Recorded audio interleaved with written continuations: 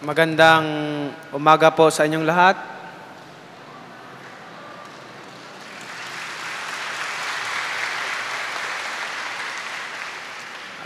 Monsignor Figura, and Monsignor Ignacio, at sa lahat ng kaparian, at sa aking mga kapatid ni Kristo, maraming salamat po sa inyong lahat. At sana po masaya kayong lahat, although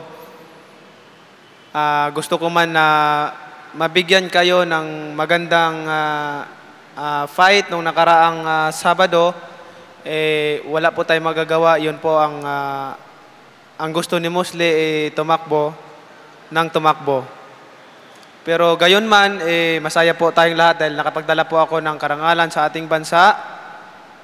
At taas no po tayo mga Pilipino, hindi lamang para sa akin, kundi para sa ating lahat mga Pilipino, na proud tayo na tayo ay Pilipino.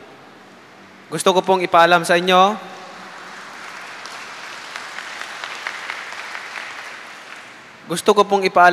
mga minamahal kong mga kapatid, na kung ano ba talaga ang sikreto ni Manny Pacquiao. Alam niyo po, may nagtanong kanina sa akin kung may anting-anting daw ako. Sabi ko po, mayroon po akong anting-anting.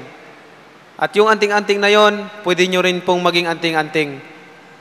Ang anting-anting ko po ay yung pagdarasal ko at pananalig ko sa mahal na Panginoon.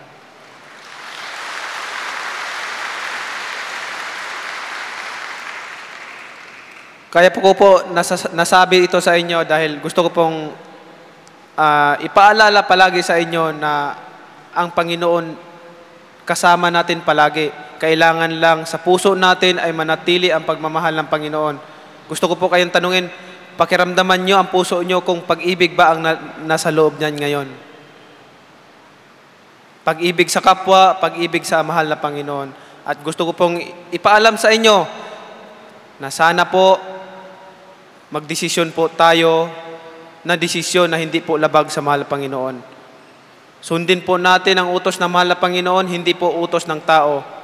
Dahil kung tayo po ay naniniwala sa Panginoon, sana sundin po natin ang utos na Kanyang inuutos para sa atin, na sundin natin. Katulad ng sinabi ko po na sana kayong lahat, bago magdesisyon, katulad ng sinabi ni Father kanina na may mga bill na ipinapasa ngayon sa Congress, na katulad ng RH bill na sinasabi, at ako naman ay sa aking pananaw, gusto ko lang ma-share sa inyo, sa aking pananaw po is labag po ito sa kautusan ng mahal na Panginoon.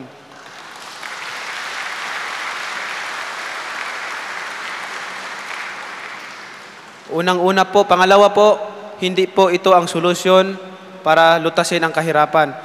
Ang una pong solusyon para lutasin ang kahirapan ay magkaisa po tayong lahat, at ang higit sa lahat po ay yung korupsyon. Dapat yung korupsyon mawala na dito sa ating bansa.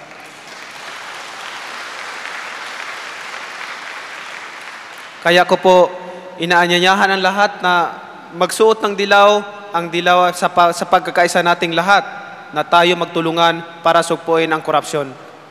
Dahil hindi natin makayanan, hindi ko makaya na makikita ang ating mga kababayan na maghihirap, patagal ng panahon, mas dumami ang naghihirap na tao. Yan po ang aking adhikain, na sana at dasal ko sa mahal na Panginoon na magkaisa tayong lahat at magtulungan tayo para sugpuin ang kahirapan at matulungan natin ang ating mga minamahal na kababayan na naghihirap. Maraming salamat po sa inyong walang sawang pagsuporta, at mabuhay po kayong lahat.